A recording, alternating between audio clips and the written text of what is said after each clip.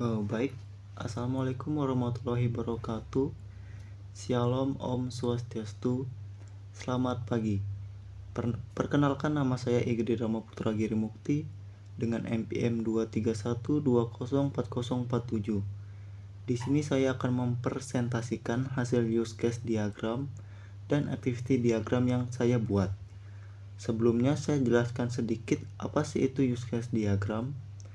Use case diagram adalah sebuah diagram dalam UML yang menggambarkan interaksi antar aktor, pengguna, atau entitas eksternal dengan sebuah sistem yang memvisualkan fungsional yang disediakan oleh sistem dari perspektif pengguna.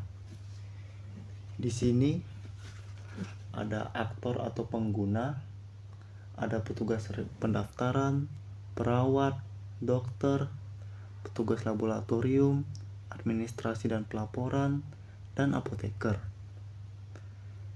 Di sini sebuah aktor atau pengguna sebelum masuk ke dalam sistemnya harus login terlebih dahulu.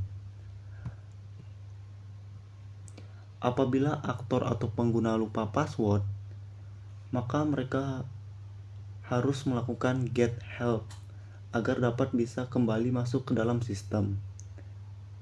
Apa sih extend itu? Extend merupakan menunjukkan bahwa use case tambahan bersifat opsional atau ekstensi, sedangkan include menunjukkan bahwa suatu use case selalu menyertakan use case lainnya. Yang pertama di sini petugas pendaftaran sebelum mendaftarkan pasien harus login terlebih dahulu. Ketika sudah login, di sini petugas pendaftaran bisa menginput data pasien, mengedit data pasien, menghapus data pasien. Kemudian dilakukan pemeriksaan oleh dokter dan perawat. Di sini dokter bisa mengakses rekam medis, mendiagnosa penyakit, permintaan lab, melihat hasil lab, dan menginput resep. Selanjutnya ada petugas laboratorium. Di sini petugas laboratorium akan menerima permintaan pemeriksaan lab oleh dokter. Kemudian petugas akan menginput hasil lab yang akan dilihat oleh dokter. Kemudian dokter akan menginput resep obat yang akan dibaca oleh apoteker melalui cek obat dari resep dokter. Kemudian apoteker bisa mengelola data obat. Kemudian manajemen obat masuk dan keluar. Yang terakhir ada petugas administrasi dan pelaporan. Di sini dapat mengolah data, membuat laporan bulanan, dan pembayaran. Baik, yang selanjutnya ada diagram activity. Apa sih diagram activity itu? Diagram activity yang termasuk ke dalam UML yang digunakan untuk memvisualkan alur kerja atau urutan aktivitas dalam suatu sistem atau proses bisnis. Di sini untuk activity diagram pertama saya ada pendaftaran. Di sini petugas harus membuka sistem terlebih dahulu, kemudian sistem akan menunjukkan halaman login. Kemudian pendaftaran harus memasukkan username dan password. Kemudian sistem akan memverifikasi data tersebut. Apabila gagal, akan diarahkan kembali ke halaman login. Jika berhasil, akan menampilkan menu dashboard. Kemudian petugas akan memilih menu pendaftaran. Kemudian sistem menampilkan form pendaftaran. Petugas menginput data. Apakah di sini pasiennya lama atau baru? Jika pasien baru, akan menampilkan form pendaftaran baru. Jika pasien lama, di sini akan disuruh input nomor RM, kemudian mengisi form pendaftaran. Kemudian memilih poli, pilih dokter, lalu klik simpan. Nanti di sistem akan divalidasi apakah tersimpan atau gagal. Jika tersimpan, klik OK. Kemudian sistem akan menampilkan nomor antrian poli. Selesai.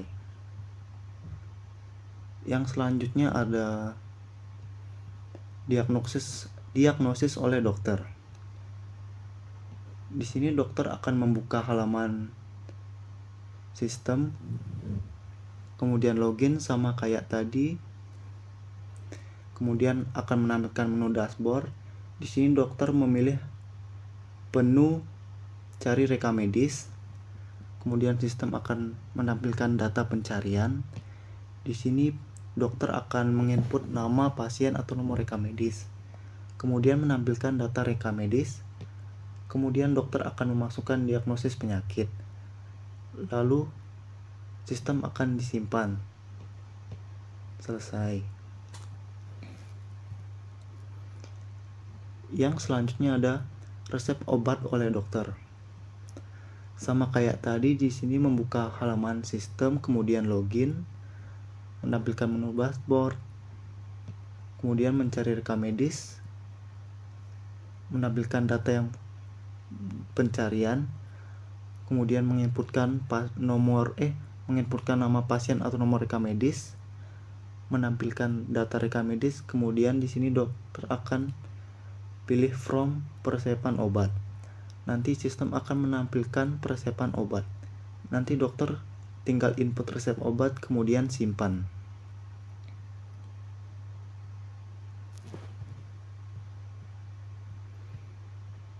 Baik, yang selanjutnya ada permintaan lab atau penunjang. Sama kayak tadi ya teman-teman, di sini membuka halaman sistem, kemudian masukkan username dan password, menampilkan menu dashboard, pilih menu cari rekam medis, menampilkan data pencarian, menginputkan nama pasien atau nomor rekam medis, menampilkan data rekam medis.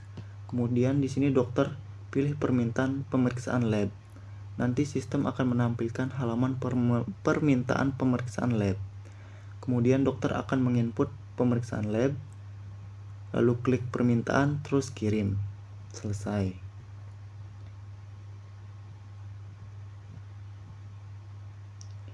Baik, yang selanjutnya ada apoteker. Sama kayak tadi ya teman-teman, di sini apoteker akan membuka halaman sistem terlebih dahulu, memasukkan username dan password, menampilkan menu dashboard. Kemudian di sini pilih menu daftar pasien yang diresepkan obat oleh dokter. Kemudian sistem akan menampilkan daftar pasien. Petugas memilih pasien, menampilkan halaman resep obat, terima resep. Kemudian sistem akan menampilkan resep. Nanti divalidasi oleh sistem apakah sudah valid atau belum. Jika valid, di sini petugas apoteker akan mengambilkan obat, kemudian diserahkan obat ke pasien. Jika tidak valid, di sini akan tampilkan kesalahan, kemudian disimpan. Selesai.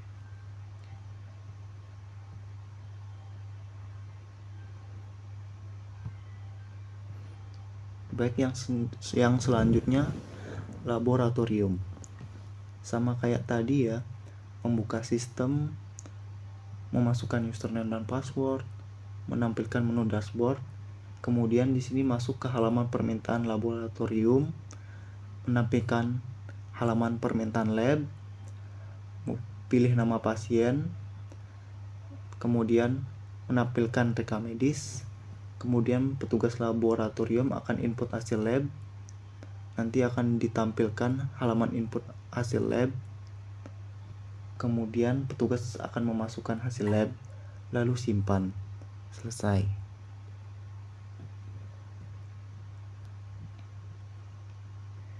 Yang terakhir ada administrasi. Sama kayak tadi ya.